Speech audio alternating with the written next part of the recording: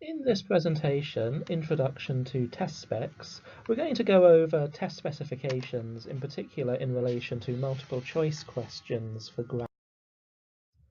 Our objectives then are to introduce you to test specifications, in particular for grammar items, and talk a little bit about the sort of information that they need to contain in order to reliably produce standard and acceptable items.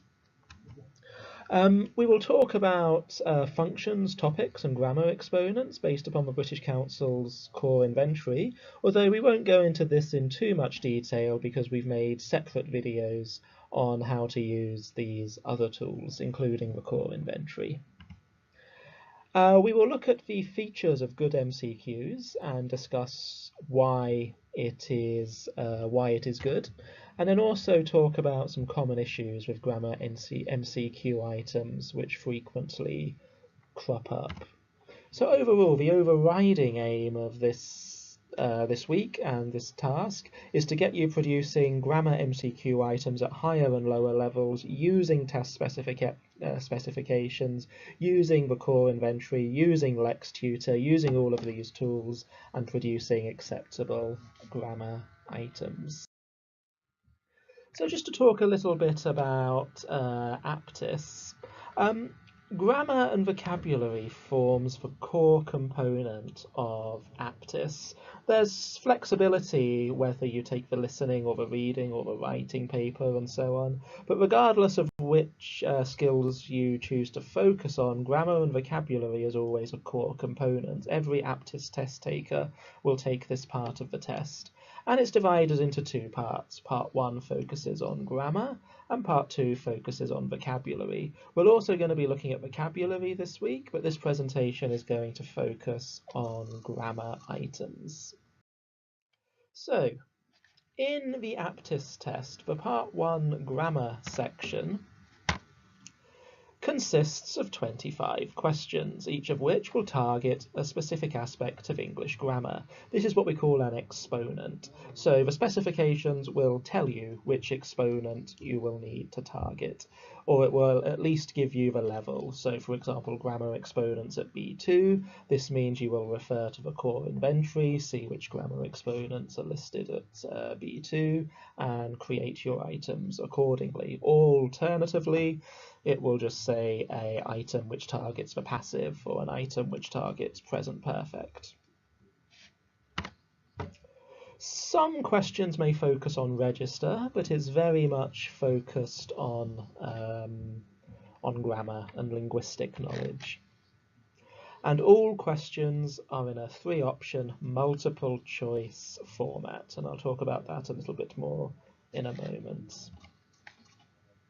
So if you want to read about the grammar requirements in more detail, we don't have this handout, but you can refer to the core inventory for detail. And in particular, page 11 provides a very good overview. I would even recommend printing out that page and having it to hand, because it's very useful to keep referring to when you're creating items.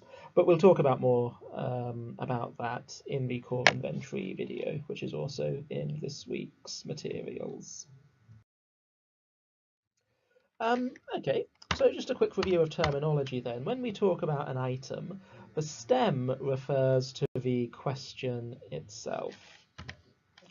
And then each stem has a series of options. The correct answer is the key, and the incorrect ones are known as the distractors.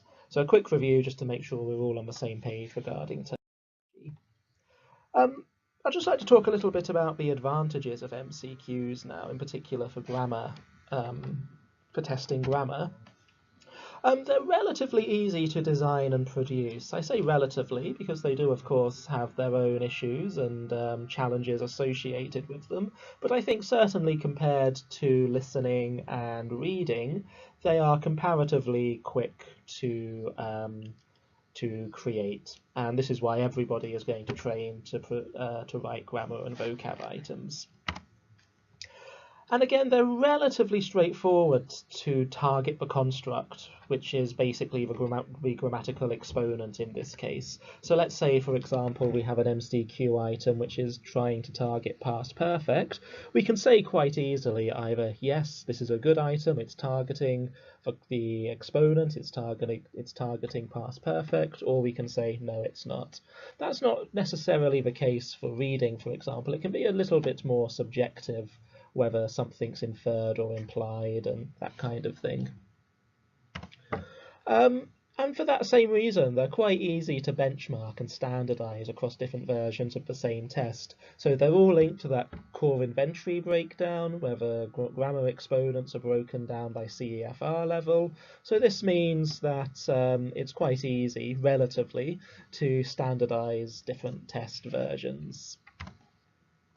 And perhaps the biggest advantage is that they're very quick and reliable to mark. We don't need to train raters even how to do it. It's either correct or it is incorrect. And it's very reliable as well. So if we both marked the grammar paper, we'd both get the same mark out of 25. Although that's not to say it's a valid test. Just because it's reliable, if you remember from last week, just to say it's reliable doesn't necessarily mean it's a valid test. It just means that we're consistently giving the same scores, which is an advantage. The disadvantages of MCQs. Probably the biggest one is that they're decontextualized. Language is typically dependent upon its surrounding discourse for context. MCQs take it out of that context a little bit, and so it doesn't really mirror authentic language use. It's much more to do with language knowledge rather than language performance. And just because somebody is able to answer a grammar MCQ correctly, that does not necessarily mean that they will use it when they actually perform in the language, as anybody who has taught English will have reason to know. And there were also some debates, quite interesting debates, surrounding the ideal number of distractors. This isn't really a disadvantage, but it's something to take into consideration. And it can be a disadvantage if you have too few options, so dichotomous items, true, false, or yes, no items, where there are only two options. These are problematic because there's a 50-50 chance of a test taker getting it right. So we can't say for sure how much of their score is due to chance. But also 4 options may be too many, and there is research to indicate that 4 options are less reliable than 3 options.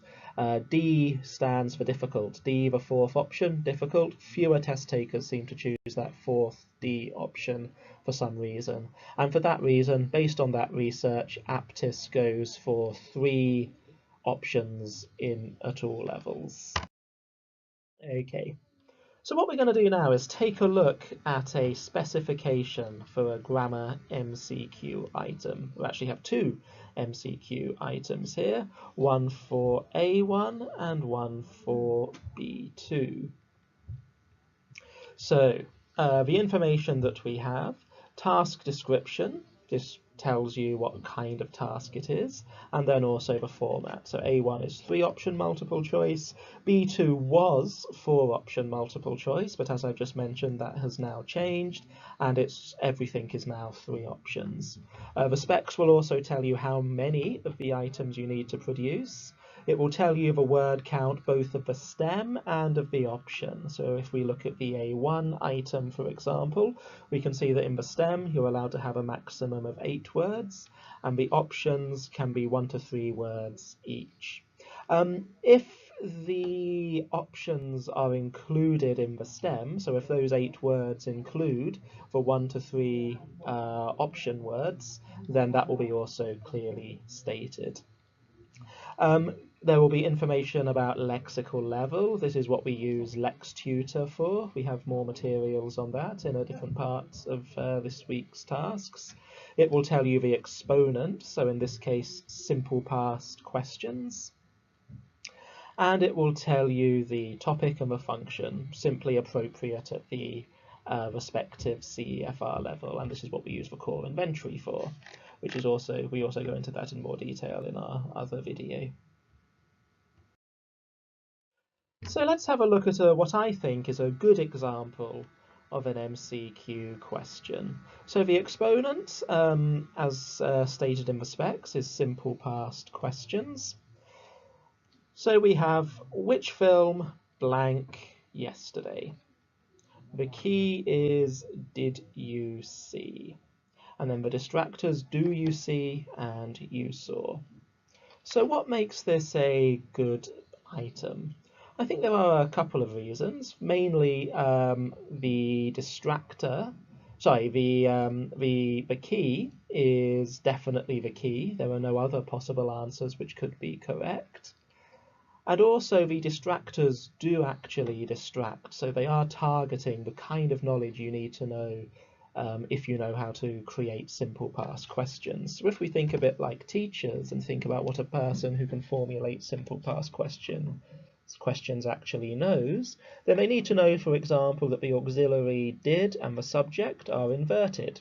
So you did becomes did you. They need to know that we use do support or did support in WH questions with main verbs. So we can't say which film you saw yesterday, for example.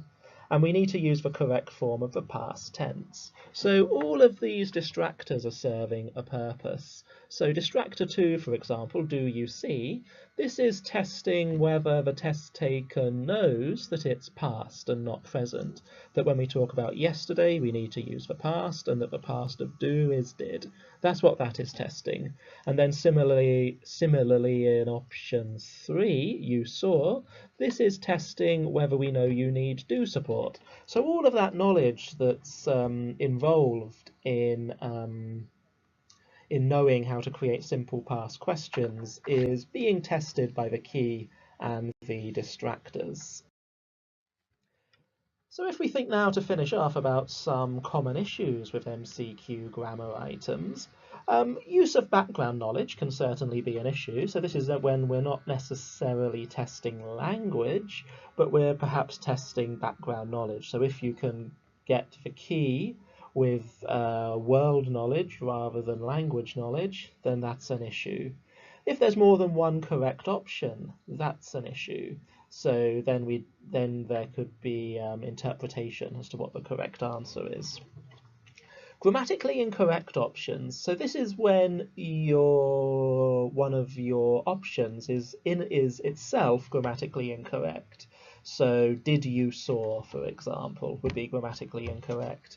And the reason that's an issue is that we can discount it just by looking at the option. We don't need to read the stem. We can just look at the option and see straight away that it's wrong, and we can discount it. So that means it's not really targeting the exponent. It's not really doing its job. Non-plausible options. So this is when something's a bit too obviously incorrect. Obviously, it has to be a fair test. There can only be one correct answer. But the distractors should distract. They shouldn't be too obviously wrong. And also not targeting the correct exponent. I'll show you an example of this in a little while, but this is when, for whatever reason, we wouldn't be targeting simple past in that particular item, for example. Okay, so let's have a quick look at some issues. Have a look at this variant. So we have the same option, which film blank yesterday, and the options are now did you see, do you saw, and you saw. So number 2 is, as I was just talking about just now, it's incorrect. It's not a distractor, it's just incorrect. Do you saw is not correct English. We don't even need to look at the stem. Already we can discount it because we know that do you saw is not correct English syntax. This is another variation now. Which film blank yesterday? Same question. Did you see, do you see, have you watched? So this could be an example of a non-plausible distractor. It's not bad per se, but it stands out a little bit. So all the others are simple past. This one is present perfect. The others have see. This uses watched. You could use have you seen. That would make it a bit more a bit better, but it stands out. That's what we want to avoid. That's the point we're trying to make here. Distractors shouldn't stand out for any reason. A final one here. Which film blank yesterday? Did you see, you did see, you saw? So what's the issue here? The issue here is that these are all simple past options. If we're testing simple past, then part of that is being able to distinguish between simple past and present. So because all of these distractors, all of these options are past, we're not really testing whether a test taker can distinguish between present and past. So we can't say for sure that they know it's a simple past question. Okay, the first one here, where have you been? Did you go? Have you went? There are a couple of issues in this one. Have you went is obviously an example of a incorrect option, but also there are two possible answers here. Where have you been? Where did you go? Both are possible. And then finally, number 2, this would really be an example of non-plausible distractors. I went to the park and walked my dog, and then your options, your distractors are radio and car. It's obvious, it's background knowledge, it's basically not working. This would be outright rejected as a non-plausible option. Okay. Us to the end. Thank you very much for your attention. If you do have any questions, please post them in the comment section below this video. Thank you.